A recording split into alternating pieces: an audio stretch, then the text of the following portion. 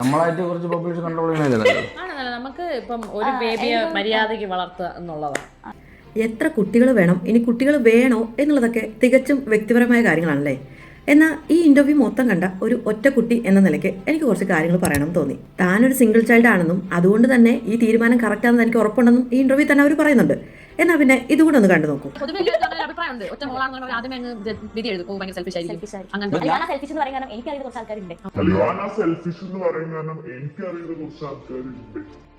Selfish, ഷെയറിങ്ങും കെയറിങ്ങും ഒന്നും അറിയാത്തവർ, ഓ നീ എന്നാ ഭാഗ്യവതിയാ, അച്ഛൻ കൊണ്ടിരുന്ന പലഹാരങ്ങളെല്ലാം നിനക്ക് ഒറ്റയ്ക്ക് തിന്നാലോ തുടങ്ങി ഒരു ഒറ്റ കുട്ടി കൊച്ചിലേ തൊട്ട് കേൾക്കുന്ന കുറേ മടുപ്പിക്കുന്ന കാര്യങ്ങളുണ്ട്.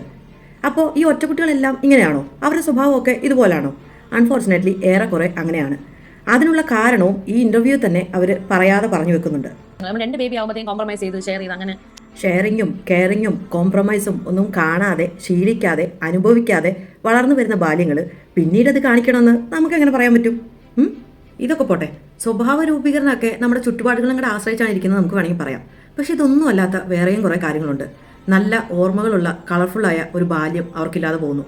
അവരുടെ ജീവിതത്തിലെ എമ്പാടും ഒരു ഫസ്റ്റ് പോയിന്റ് ഓഫ് ആക്സസ് അവർക്കില്ലാതെ പോകുന്നു. എത്രയൊക്കെ അങ്ങനെയല്ല എന്ന് പറഞ്ഞാലും മക്കളും മാതാപിതാക്കളും രണ്ട് വ്യത്യസ്ത ജനറേഷനുകളാണ്. അപ്പോൾ മക്കളെ കൂടുതൽ മനസ്സിലാക്കാൻ സാധിക്കുന്നതും അവരുടെ സിബ്ലിങ്സിനായിരിക്കും. എന്നാൽ നമ്മുടെ സ്നേഹവും കരുതലും ഒന്നും പങ്കിട്ട് കൊടുക്കാതെ ഒരു കുഞ്ഞിന് മാത്രം കൊടുത്ത് അവരെ വളർത്തിക്കൊണ്ട് വരുന്ന ആ കാലഘട്ടം വളരെ മനോഹരമായിട്ട് നിങ്ങൾക്കും ആ കുഞ്ഞിനും തോന്നിയേക്കാം. എപ്പോൾ വരെ? നിങ്ങൾ ഈ ഭൂമിയിൽ ഉണ്ടായിരിക്കുന്ന കാലം വരെ. പ്രകൃതി നിയമം അനുസരിച്ച് ഒരിക്കൽ നിങ്ങൾ ഈ ഭൂമിയിൽ നിന്ന് മാറ്റപ്പെടും. അന്ന് ആ കുഞ്ഞുങ്ങൾക്ക് ആരുണ്ടായിരിക്കും എന്ന് നിങ്ങൾ ചിന്തിച്ചിട്ടുണ്ടോ? കസിൻസും ഫ്രണ്ട്സും റിലേറ്റീവ്സും ഒക്കെ കാണും. എന്നാലും അവർ ഫസ്റ്റ് പോയിന്റ് ഓഫ് ആക്സസ് ആയിട്ട് എൻ്റെ ചേട്ടൻ, എൻ്റെ ചേച്ചി, അല്ലെങ്കിൽ എൻ്റെ അനിയത്തി, എൻ്റെ അനിയൻ എന്ന് പറയാൻ ഒരാളെങ്കിലും അവർക്ക് ഈ ഭൂമിയിൽ ഉണ്ടായിരിക്കുന്നതല്ലേ ഏറ്റവും വലിയ സന്തോഷം. ഈ വീഡിയോയും കൂടെ ഒന്ന് കണ്ടു നോക്കൂ. ഞാനിപ്പോൾ എൻ്റെ 39ാമത്തെ വയസ്സിലാണ്, 40 വയസ്സിലേക്ക് കിടക്കുന്നത്. ഞാൻ 4 മക്കളുള്ള ഒരു വീട്ടിൽ നിന്നാണ് ഞാൻ വളർന്നു വന്നിട്ടുള്ളത്. ഞാനൊരു ഡിപ്രഷനിലേക്കോ വിഷമത്തിലേക്കോ ആൻസൈറ്റിയിലേക്കോ പോവാതിരിക്കുന്നുണ്ടെങ്കിൽ പോകുന്ന സമയങ്ങളുണ്ട്. വളരെ ഫ്രജൈലാണ്, ഇമോഷണൽ വളരെ ഫ്രജൈലായിട്ട് എനിക്ക് തോന്നുന്ന ഒരു സാധാരണ വ്യക്തിയാണ് ഞാൻ. പക്ഷേ എനിക്ക് സത്യം പറഞ്ഞാൽ ഈ 4 പേരുള്ളതാണ് എൻ്റെ ഏറ്റവും വലിയ അസെറ്റായിട്ട് എനിക്ക് തോന്നിയിട്ടുള്ളത്.